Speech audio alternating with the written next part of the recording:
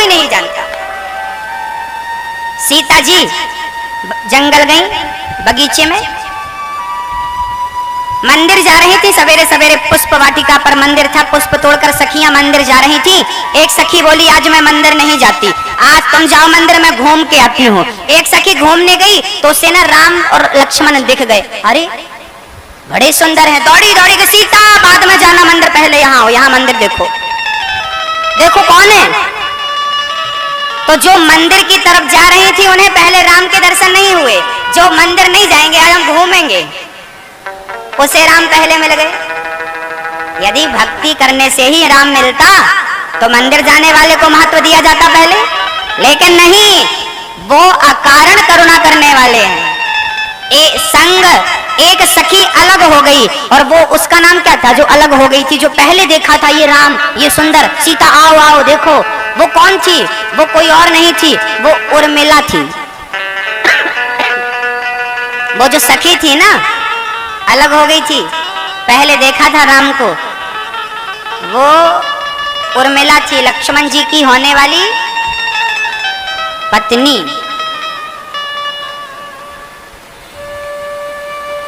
कब कृपा कर दें, किस पर कृपा कर दें, कोई नहीं जानता। दुर्योधन ने 56 भोग सजा के रखे, इतनी बड़ी बड़ी सोने की थालियों में मेवा मिष्ठान क्या क्या नहीं बनाया उसने। क्या भगवान खाए? कहां चले गए? विदुरानी के घर घास की कुटिया, ना बैठने की जगह, ना रहने का छत, ना खाने के लिए बढ़िया मिष्ठान, वहां चले गए। और केला, और केला भी नहीं कि फल खिलाए, छिलका लो खाओ, खाते हैं। दुर्योधन की मेवा त्यागी साग विदुर घर खाई, सबसे ऊंची प्रेम सगाई। हमें नहीं पता कि भगवान कब मिलते हैं, हमें नहीं पता कि भगवान कैसे मिलते हैं, लेकिन सत्य के मार्ग पर चलते रहो, भक्ति करते रहो, कभी न कभी उसकी नजर हम पर पड़ेगी और वो स्वयं कहेगा कि अब बहुत तड़प लिया है ये, अब इसे दर्शन देना चाहिए। हम काबिल नहीं हैं उस तक पहुंच पाए, हम काबिल नहीं हैं कि हम उसे पाले, वो स्वयं हमें काबिल बनाएगा, वो स्वयं हम पर अकारण करुणा करेगा।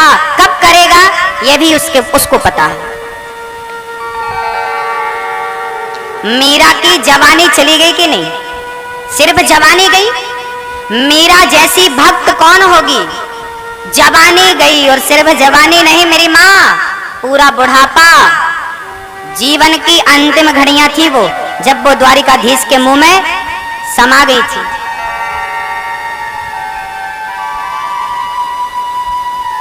सरकारी जॉब के लिए बच्चे कितना पापड़ बेलते हैं, तब कहीं जाकर 20,000 25,000 की नौकरी मिलती है।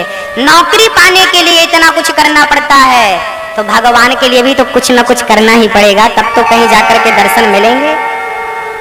अच्छा कठिन भी नहीं, अब ये मत सोच लेना कि नहीं नहीं तो हमारे बस का नहीं है ना, आपके बस का ना होता तो आप यहाँ ना बैठे होते, यहाँ पांडाल पर बैठकर आप कथा सुन रहे हैं, ये भी उसकी कृपा है, और कहीं ना कहीं आप पर विशेष कृपा है, तब वो आपको बार बार सुनने का मौका दे रहा है। उनकी कथा भी वही सुन पाते हैं। कहते हैं बिहारी जी की महफिल को बिहारी जी सजाते हैं, और कथा सुनने तो वो आते हैं जिन्हें खुद बिहारी जी बुलाते हैं। जिन्हें वो बुलाएगा आएंगे, नहीं तो लोग बाहर के बाहर ही निकल जाएंगे।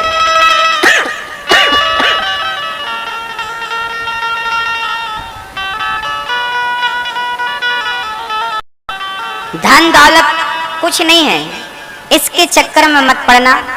आत्मदेव जी को संतान नहीं थी, उन्होंने कोई शिकायत नहीं करी। पड़ोसी कहने लगा तुम्हारे घर बेटा नहीं है। एक दिन आत्मदेव जी घर छोड़कर निकल पड़े, जंगल में माथा पीट रहे थे। एक महात्मा ने फल दे दिया, लो पत्नी को खिलाना, बेटा होगा। आत्मदेव जी ने अपनी पत्नी को फल खिलाया संतान प्राप्ति के लिए, पर वो फल पत्नी ने नहीं खाया, गाय को खिला दिया। उसकी बहन, धुंधली की बहन बोली बेटा मेरा होगा, तू लेकर मुझे पैसा दे देना। कुछ दिनों के बाद बेटा हुआ, धुंधली ने नाम रखा, मैं बेटे का नाम रखूंगी, मेरा नाम धुंधली, बेटे का नाम धुंधकारी। और ये गाय का कुछ दिनों के बाद गाय को बेटा हुआ, कान गौ की तरह, नाम रखा गौकर्ण। गौकर्ण पंडितो ज्ञानी धुंधकारी महाखला। एक ही घर में दो बच्चे रहने लगे, एक धुंधकारी एक गौकर्ण। एक ही चक्की का आटा खाते हैं, एक ही घाट का पानी पीते हैं, एक ही साथ रहते हैं, पर दोनों में जमीन आसमान का अंतर है। क्योंकि संगत से गुण आते हैं, संगत से गुण जाए, और लोहा जड़ा जहाज में पानी में उतराए। संगत अच्छी होगी तो रंग अच्छा ही चढ़ेगा। इत्र की दुकान में जाएंगे तो खुशबू इत्र की आएगी। मधुशाला में जाएंगे, शराब पिएंगे तो बदबू शराब की रहेगी, दुर्गंध रहेगी। गौकर्ण जी बचपन से ही सत्संग करते हैं, संतों की संगत करते हैं, और धुंधकारी जुआड़ियों की संगत करता है, शराबियों की संगत करता है, जुआ खेलता, शराब पीता, ना जाने क्या क्या करता। और धुंधकारी प्रेम से भगवान नाम गौकर्ण जी प्रेम से भगवान नाम जपते हैं। एक दिन धुंधकारी अपने पिता से कहता है, चलो पैसे निकालो। बेटा तूने पूरे पैसे खर्च कर दिए, और कितना पैसा चाहिए? ना बातें मत करो, पैसे लाओ। पिता ने कहा कुछ नहीं है। उठाया डंडा और पिता की पीठ में जमाया। धुंधकारी ने दो। आत्मदेव जी बड़े रोए, वाह विधाता, बेटा नहीं था तो भी रोना पड़ा, बेटा मिला तो भी रोना पड़ रहा है। ये है ही ऐसा, जो पाए वो भी रोता है, जो नहीं पाए। बेटा जिनके नहीं है वो भी रो रहे हैं, और जिनके हैं वो जरा कैसे हैं आपसे ही पता लगेगा।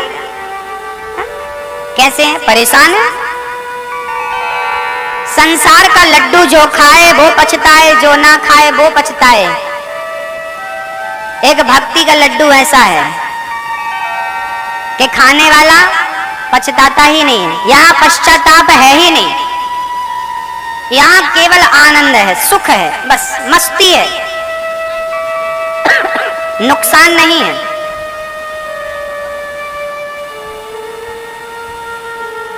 अच्छा, भक्ति करने वाला ना अंदर से सुखी होता है, उसे अंदर से ऊर्जा मिलती है, सुख की अनुभूति होती है, और वो सुख ना किसी को वो दिखा नहीं सकता।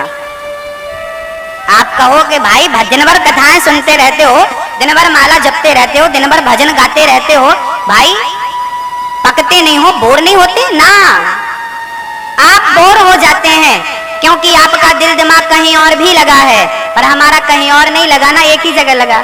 इसलिए हमें मस्ती आती है, सुख मिलता है, और वो सुख हमें मिलता है। रसगुल्ला हम खाएंगे तो स्वाद हमें ही मिलेगा, आपको कैसे मिलेगा? आप खाओ, आपको मिलेगा।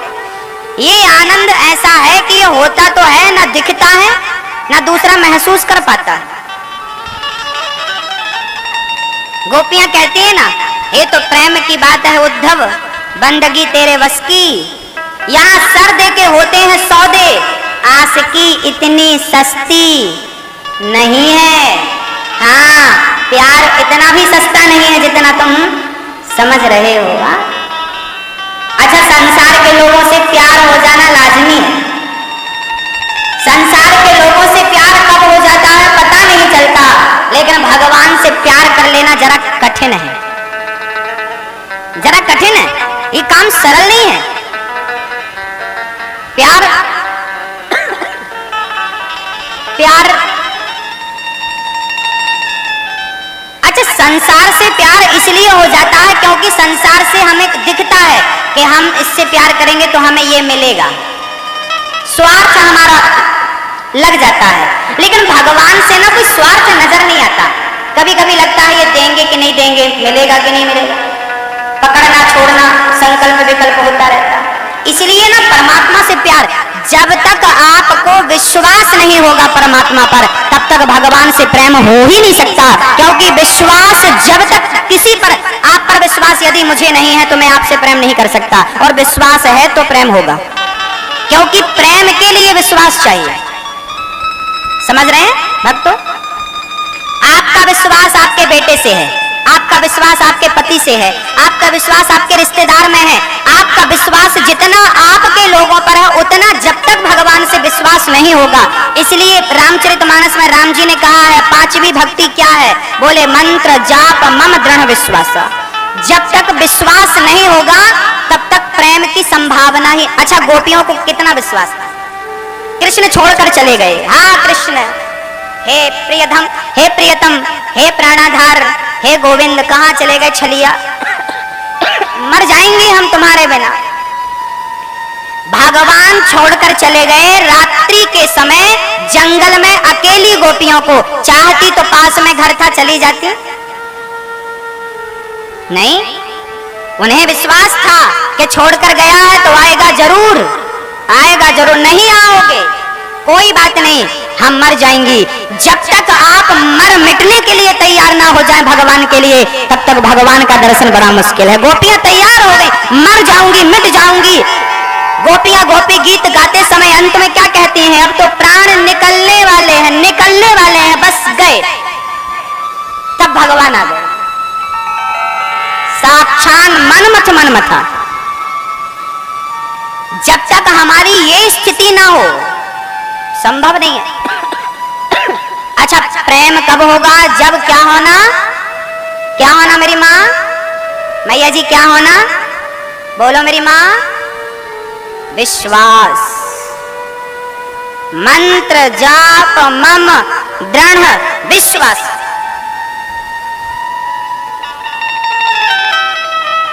विश्वास हो। और कहते हैं कि भगवान से कोई कामना ना हो, निष्काम। श्रीधाम वृंदावन में एक संत जी थे,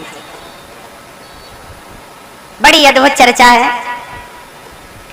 उनका समय निश्चित था, रोज सवेरे 8:30 बजे वो बिहारी जी का दर्शन करने जाते थे, रोज। और आपने तो देखा होगा कि बिहारी जी के मंदिर में जहां दर्शन होता है गर्भगृह में, वहां लाइट नहीं जलती, वहां कोई बिजली का प्रकाश नहीं, वहां केवल एक दीपक जलता है। उस दीपक के प्रकाश से आपको बिहारी जी के दर्शन होते हैं। आज भी आपने गौर किया हो ना किया हो। वो संत जी जरा वृद्ध थे और 8:30 बजे नियम से सवेरे रोज जाना है नियम, रोज जाते बिहारी जी के दर्शन करते। लेकिन जानते हो क्या होता, उन्हें मंदिर के अंदर सिवा दीपक के कुछ नजर ही नहीं आता। बहुत देखते पर कुछ नजर नहीं आता सिवा दीपक के। उनको लगा यही बिहारी जी हैं, तो वो दीपक के प्रकाश को ही बिहारी जी मान लेते। उनको लगा अच्छा ईश्वर की ज्योति है, वो उसी को बिहारी जी मानते और प्रेम से दर्शन करके आते।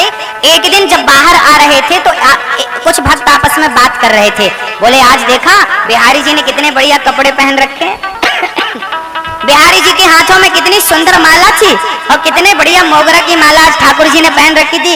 आनंद आ गया, कितना बढ़िया फिरोजी कलर का ड्रेसअप था ठाकुर जी का, कितनी बढ़िया ड्रेस पहन रखी थी और कितना बढ़िया माला था। संत जी को लगा फिरोजी कलर, हमें तो लाइट ही नजर आई, फिरोजी रोजी तो आया ही नहीं। कोई बात नहीं, महात्मा जी चले गए। दूसरे दिन फिर आए, महात्मा जी ने फिर देखा और जब देखा ध्यान से तो वहां पर फिर प्रकाश नजर आया। बहुत जोर डाला आंखों पर प्रकाश के सिवा कुछ दिखते ही नहीं। उनको लगा यही बिहारी जी। फिर दर्श जाओ बिहारी। फिर रास्ते में भक्त, आज तो पीली पोशाक पहन रखी ठाकुर जी ने, और क्या ठाकुर जी ने माला पहन रखी और क्या श्रृंगार था, कितनी बढ़िया आंखें थी, ऐसा लग रहा था ठाकुर जी हमें टुकुर टुकुर देख रहे थे। अब संत को तो ऐसा लगा दिल में धक्का, राम राम राम राम, मैं पागल हूं कि ये पागल है, मैं मूर्ख हूं कि ये मूर्ख है, हमें तो कुछ नजर नहीं आता। अब रोज जब भक्तों की बातें वो सुनने लगे ना, तब उन्हें एहसास हो गया कि हम में ही कोई कमी है। सबको तो दिख रहे हैं हम कोई पापी हैं, अधम हैं, निकृष्ट हैं, हमने कोई पाप किया है जिसके कारण हमें बिहारी जी दर्शन देना ही नहीं चाहते। कोई पाप हुआ,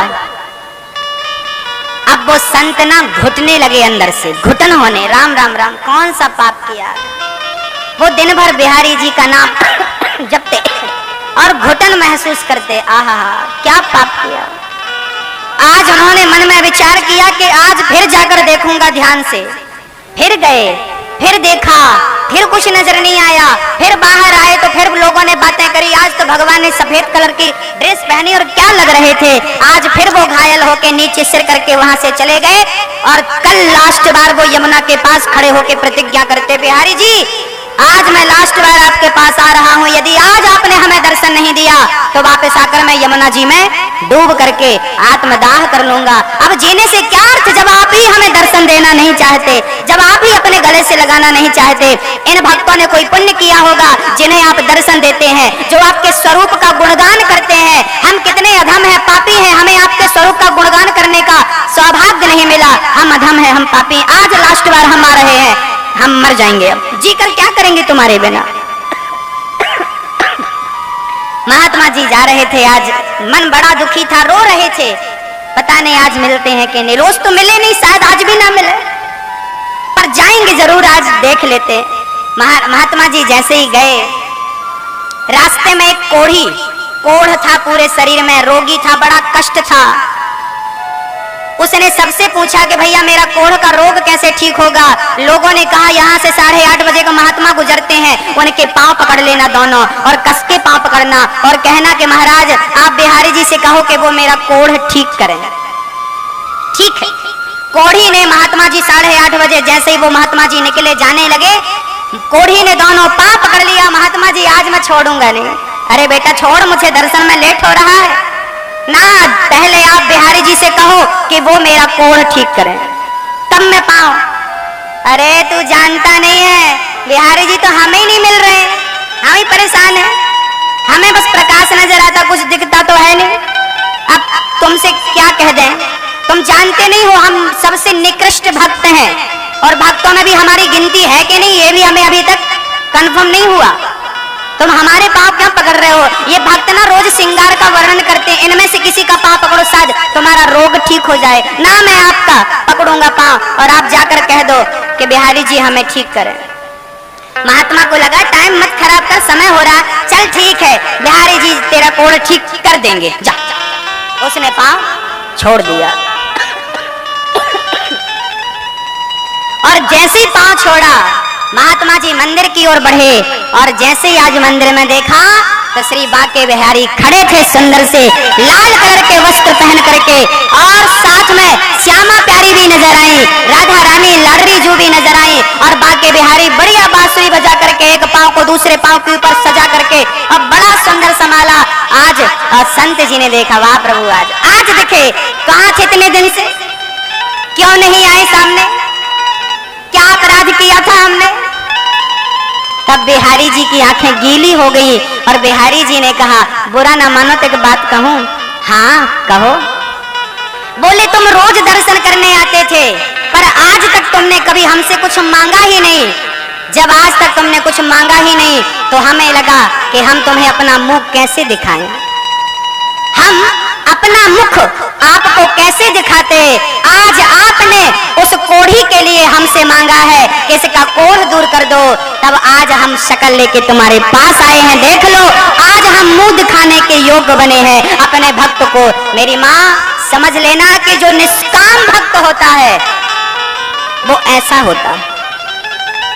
भगवान भी उसे नहीं मुंह दिखाना चाहते, मैं तुझे कैसे मुंह दिखाऊं, कामना ही नहीं। सुदामा गए, द्वारपाल कह रहे हैं अंदर मत जाओ। सच्ची बात यही थी कि श्याम सुंदर सुदामा के पास जाने से डर रहे थे कि ये इतने दूर से आया है, मुझ अमीर के घर आया है, मुझ कृष्ण के घर आया है, और वो भी कुछ लेने नहीं बल्कि 2 मुट्ठी चावल बांध कर लाया है देने के लिए। कितनी बड़ी बात है। सुदामा के घर 4 दिन से चूल्हा नहीं जला था और आज वो श्याम सुंदर से मिलने आया तो लेने के लिए नहीं बल्कि देने के भाव। वो कितना दे पाता है वो अलग विषय है, पर देने का भाव कितना बड़ा है। भगवान भी सामने नहीं आ रहे थे कि मैं कैसे मुंह दिखाऊं। बाद में सुदामा ने कहा, अच्छा पहले तो सुदामा को ना ये भी इच्छा नहीं थी कि मैं कृष्ण का दर्शन करूं, क्योंकि दर्शन की इच्छा होती तो पत्नी के कहने से क्यों जाते। मेरी इच्छा है तो मैं खुद ना चला जाऊं।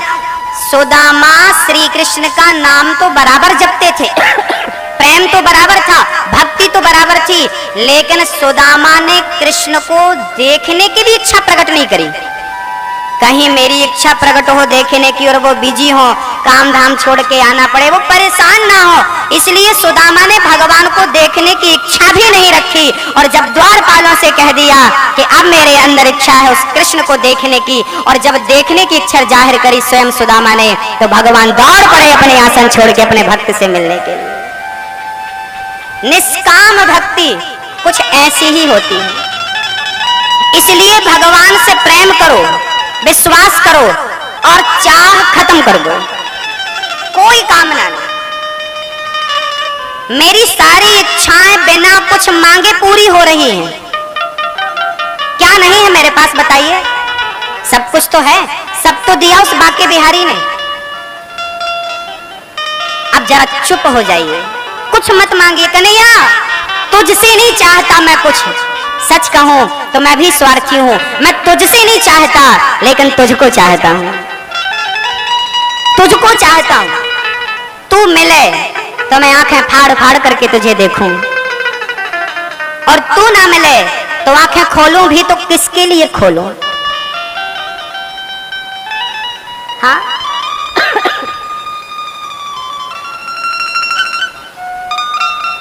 निष्काम गोकर्ण जी निष्काम भक्त थे, कोई कामना नहीं, बस आनंद आता है।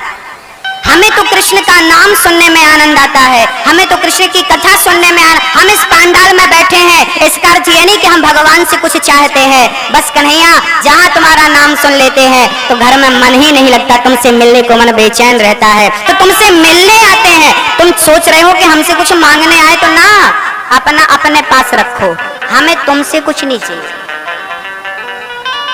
निष्काम निष्काम सुदा केवट कहता है राम जी पांव धुलाओ, फिर पांव धुला के मैं अपने नाव में बिठाऊं।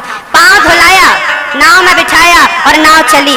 जब नाव चली तो पार लगाया तो राम जी ने, सीता जी ने अंगूठी उतारी, केवट को दे दी, लो भैया तुम तो इसी से परिवार पालते हो, ये उतराई रख लो।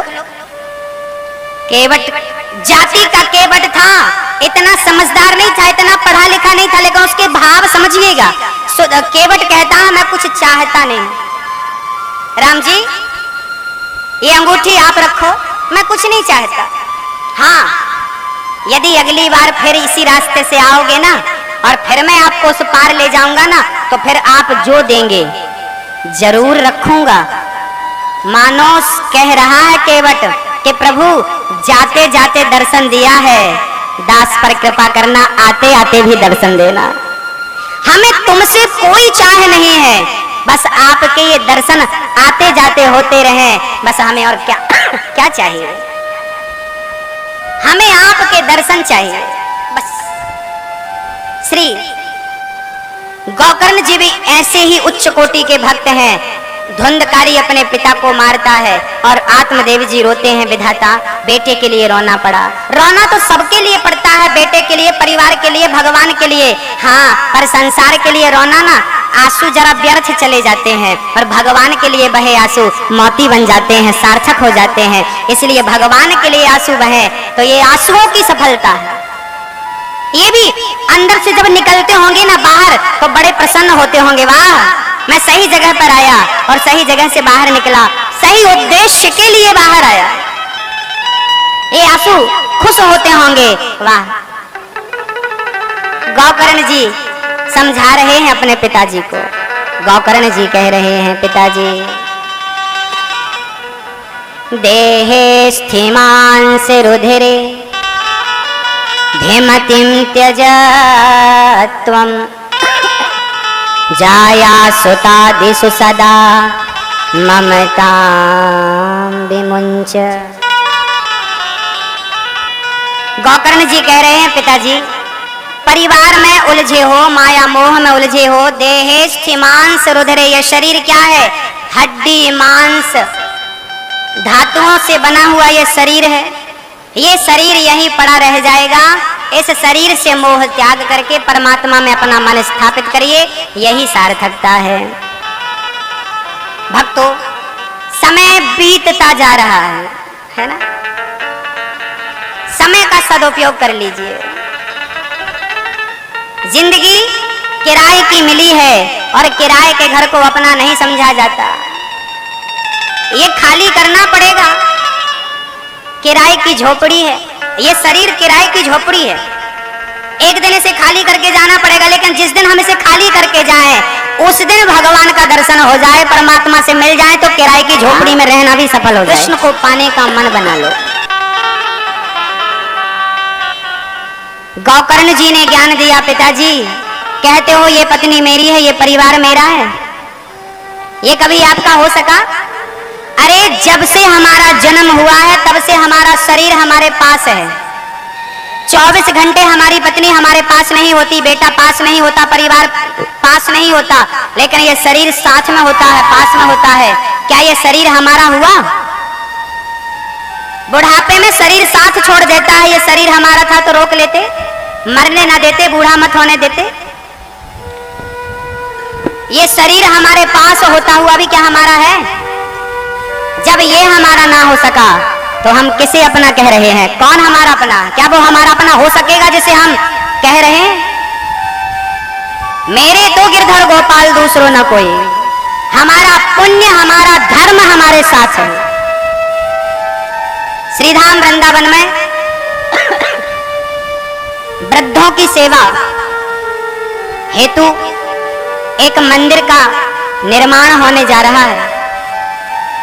एक आश्रम बनेगा जहां पर वृद्धों की सेवा होगी।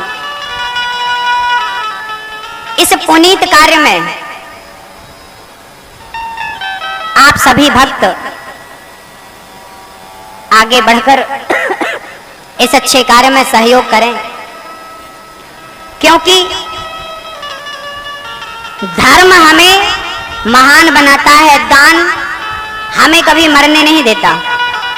हरिश्चंद्र के जाने के बाद भी उनका किया दान उन्हें क्या मरने दिया? आज भी वो जिंदा है। दान करने से धन पवित्र होता है, कथाएं सुनने से मन पवित्र हो। घर में माँ को प्रताड़ित करने लगा धुंधकारी, माँ कुएं में कूद के मर गई। धुंधकारी 5 वैश्याओं के संग रहने लगा, 5 स्त्रियों से विवाह किया। ये 5 स्त्रियां कौन हैं? 5 इंद्रियां, इंद्रियों का गुलाम हो गया धुंधकारी और इन्हें 5 के चक्कर में मारा गया। शब्द स्पर्श रूप रस गंध, मैं इनकी विस्तृत व्याख्या कल के सत्र में करूंगा। इन 5 का गुलाम हुआ धुंधकारी और मारा गया। प्रेत योनि में चला गया, प्रेत बन के भटकने लगा। तब प्रेत योनि से निकालने के लिए गौकर्ण जी ने भागवत की कथा सुनवाई और 7 दिन की कथा सुनकर के धुंधकारी प्रेत योनि से मुक्त हो गया। भागवत की कथा से सुंदर विमान आया, विमान पर बैठा और भगवान के परम लोक को चला गया। ये भागवत की महिमा है। भागवत मनुष्य को नहीं, जीवात्मा को नहीं, अरे प्रेतात्मा को भी तारने की सामर्थ्यता रखती है, ऐसी ये भागवत। विमान आया, आजकल विमान क्यों नहीं आता? विमान मतलब अभिमान रहित हो जाने का नाम विमान है। विमान मतलब एरोप्लेन नहीं, विमान मतलब अभिमान रहित हो जाना। जिस दिन आप अभिमान रहित हो गए, अभिमान खत्म हो गया, कपट खत्म हो गया, लोभ खत्म हो गया, कथा सुनकर उस दिन भगवान की प्राप्ति सहज में हो जाएगी। ये अर्थ है विमान आने का। श्री धुंधकारी का उद्धार हुआ। बड़े प्रेम से गौकर्ण जी ने कथा सुनाई, भगवान ने आकर हृदय से लगाया दूसरी बार गौकर्ण जी को। और नारद जी ने जब सुना कि कथा की महिमा इतनी है कि प्रेत को भी तार देते हैं, नारद जी वीणा लेकर नाचने लगे। वाह! प्रहलाद जी प्रकट हो गए, साधु संत प्रकट हो गए उस कथा पांडाल में और नृत्य करने लगे। वाह! धन्य है उसी कथा में श्री बांके बिहारी जी का दर्शन, भगवान का दर्शन हो गया। बोलिए बांके बिहारी लाल की जय हो। भगवान का दर्शन हुआ, भगवान का आनंदमय दर्शन सभी भक्तों ने किया। प्रकट हो गए भगवान। पश्चात कुंती बुआ ने भगवान से दुख मांगा, 7 दिन में जिसे मरना हो उसे क्या करना चाहिए। राजा परीक्षित को 7 दिवस में मरना था, तो जिसे 7 दिन में मरना हो उसे क्या करना चाहिए। 7 दिन तो वैसे हम सभी के लिए हैं।